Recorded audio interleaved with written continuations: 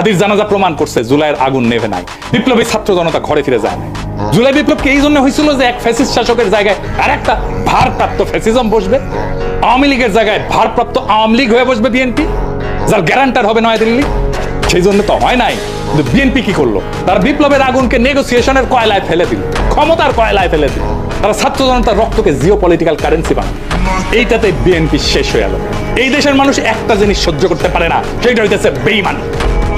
BNP জনতার সাথে, শহীদের রক্তের সাথে বেঈমানি করছে, বিপ্লবের সাথে বেঈমানি করছে।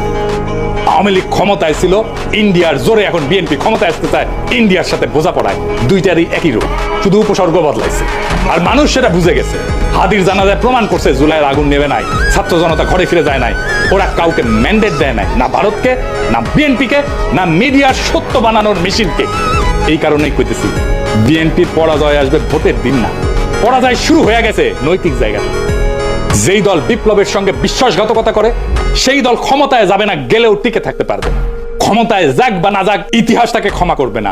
জুলাই কোনো ইন্টারভেল না, জুলাই কোনো সিনেমা না, জুলাই কোনো পিকনিক না, জুলাই কোনো দর কষাকষির বিরতি না। জুলাই ছিল এবং থাকবে ভারতের সাথে বোঝাপড়া আর দেশি ফ্যাসিজম, দুইটার বিরুদ্ধে জুলাই জিন্দা থাকবে। এই সত্য যতদিন থাকবে ততদিন বিএনপির এই বোঝাপড়া